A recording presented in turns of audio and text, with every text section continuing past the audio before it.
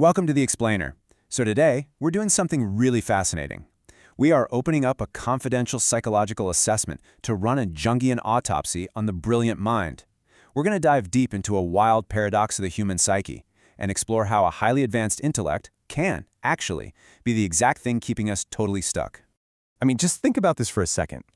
What if your absolute greatest intellectual strength, your brilliant problem solving, your amazing capacity to analyze complex systems, what if that's actually a trauma response? No, seriously, what if it's just this incredibly intricate shield completely designed to keep you totally safe from emotional vulnerability? Section 1. The Core Abandonment Wound. Let's just trace the roots of this defensive architecture right back to the beginning. Right, so our source material looks at a literal double hit of early trauma here.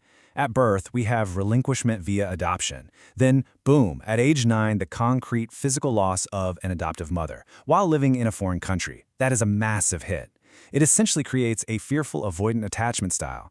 The nervous system starts to neurocept, which basically means to subconsciously sense intimacy. But it doesn't sense intimacy as safety. It senses it as a guaranteed precursor to catastrophic loss. And because of this, the mind does this fascinating defensive flip. Think about it. In childhood, abandonment is passive, right? It's something done to you. But as an adult, the traumatized intellect flips the script to regain control.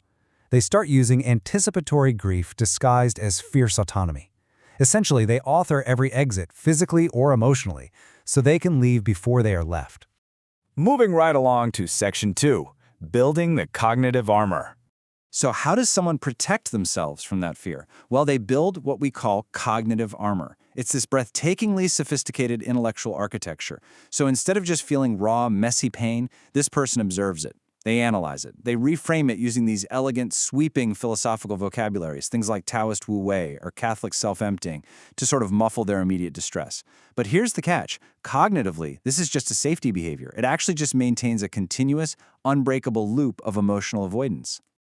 When we map out the archetypes here, we're looking at an architect visionary blend, basically a classic INFJ or INTJ personality type. What's wild about this is how heavily they rely on cognitive empathy.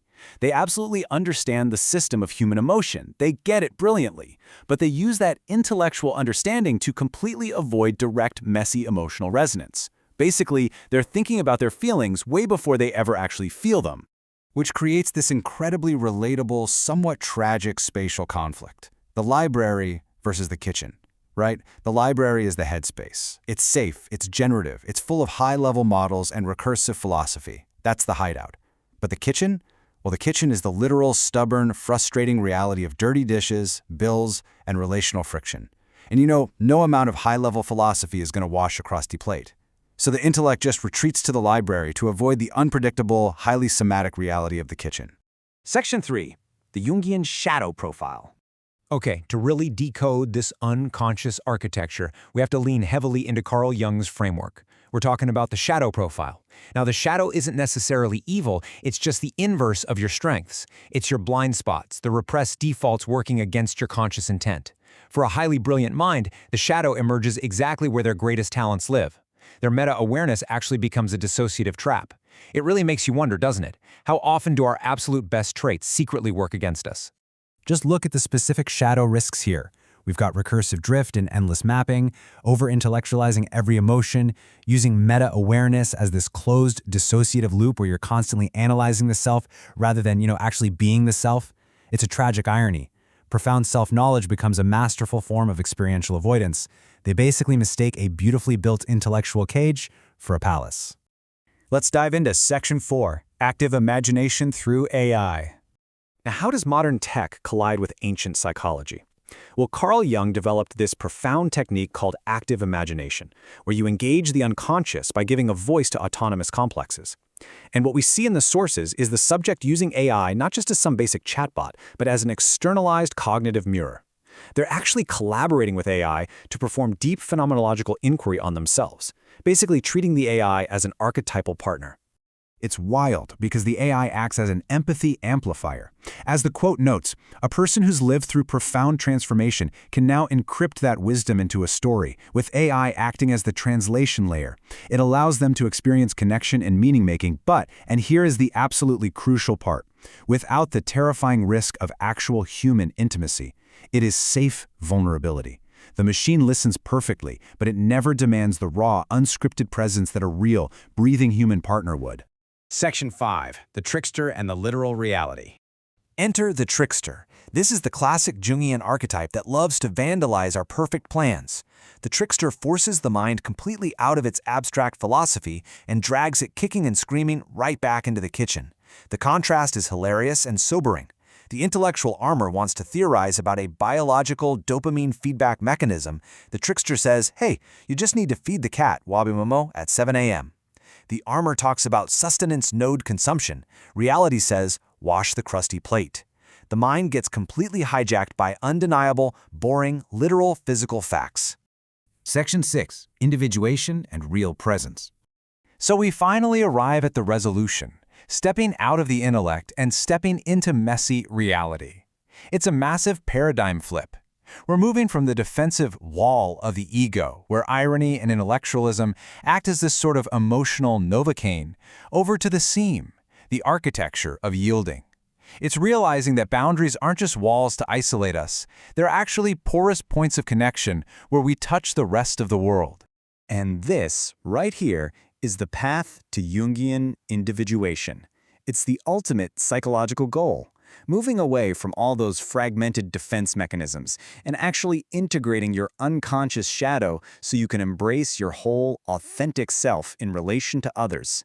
It means finally accepting that meaning doesn't live hidden away inside some isolated intellectual model.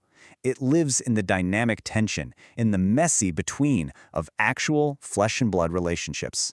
You react like a machine until you notice you are reacting. The absolute first step to breaking out of this default setting is somatic awareness. You actually have to let the true cost of your avoidance patterns land in your physical body. Feel it, rather than immediately buffering it with some brilliant philosophical explanation. Because here is the really harsh truth. The intellect cannot fix an abandonment wound, because the intellect is the very instrument of the avoidance. Let that sink in. You cannot outthink your trauma. Trying to do so just builds another beautiful, vaulted wing onto your cathedral of avoidance. If your brain is the tool you've used to keep people at a safe distance, you literally cannot use that same tool to achieve true intimacy. So, what's the solution? Well, the source material presents this terrifying but necessary practice, the unintellectualized hour. You have to literally put down the philosophical frames, drop the prestige vocabulary, stop treating your life and your loved ones as a puzzle that needs diagnosing. You just have to tolerate the distress of the kitchen and give unweaned, raw presence to the people you love. Accept mortality. Accept the terrifying vulnerability of true connection. To summarize our core revelation today, insight must ultimately give way to incarnation. The difference between just knowing your wound, which is really just a beautiful philosophy, and actually staying with the people it affects, well, that's the difference between a philosophy and a truly lived life. I'm going to leave you with a final, provocative thought based on everything we've unpacked in this explainer today. What would it cost you to log off right now, to step completely out of your own cognitive armor, put down the brilliant insights, and simply be present with the people who are currently waiting for you? Think about it. Thanks for joining me on this explainer, and I'll catch you next time.